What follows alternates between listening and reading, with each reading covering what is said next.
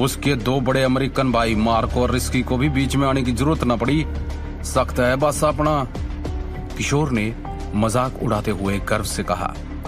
जगनपुरी असहाय दिख रहा था।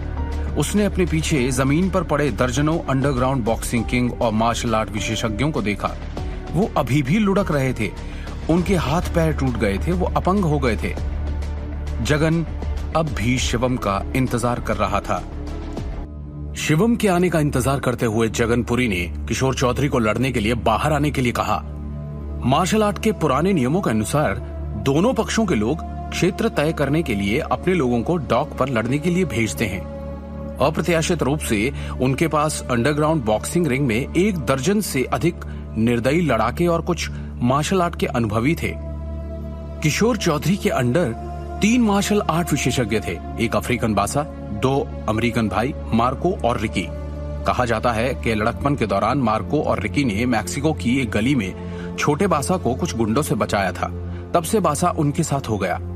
वो उन्हें इतना पसंद आया कि रिकी और मार्को ने उसे अपना भाई बना लिया। तब से वो 3 भाइयों जैसे ही जाने जाते हैं। तीनों अपने काम में माहिर थे। अरे तेरे किसी आदमी की हिम्मत भी ना होगी मेरे वालों के सामने खड़े होने की। चौधरी ने गर्म चाय के प्याले को फूंकते हुए गर्व से मुस्कुराकर कहा।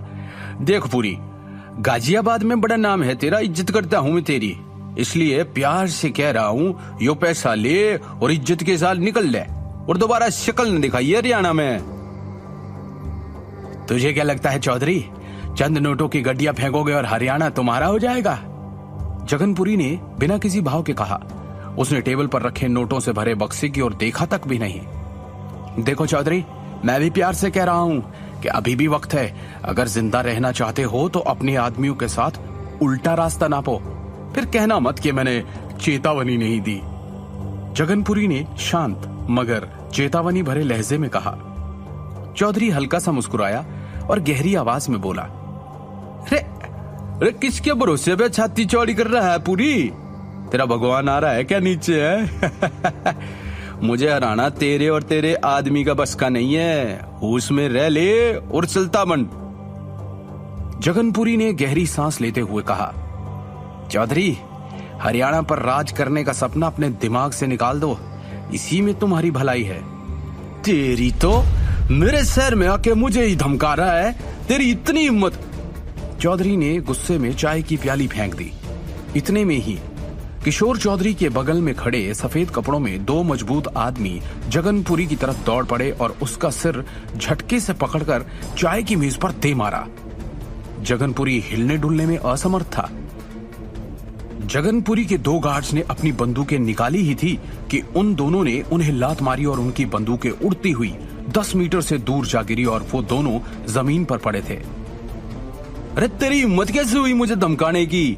मैं किशोर चौधरी हूँ, चौधरी परिवार से। ये डॉक और पूरा हरियाणा चौधरी खानदान का है, ये बात अपने दिमाग में घुसा ले। किशोर चौधरी ने जगनपुरी को घूर कर देखा। और तू जरा बता ही दे, कौन है भाई तेरा सगेवाला जिसके दम पे तू इतना उछल रहा है? मेरे बड़े भाई हैं वो।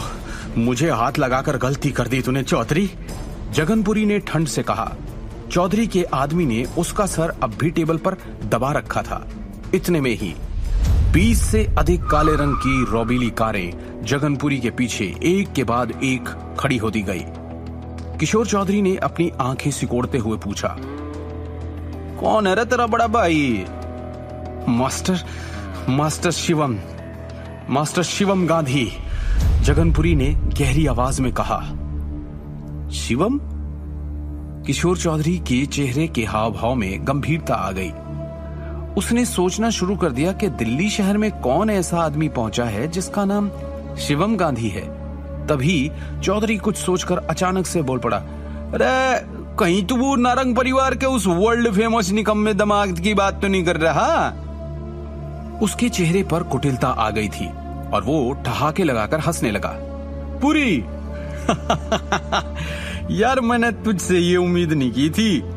जगनपुरी गाजियाबाद का सबसे बड़ा डॉन दिल्ली के एक निकम्मे कायर लौंडे के दम पे हिलोरे मारता मुझसे पंगा लेने आ गया।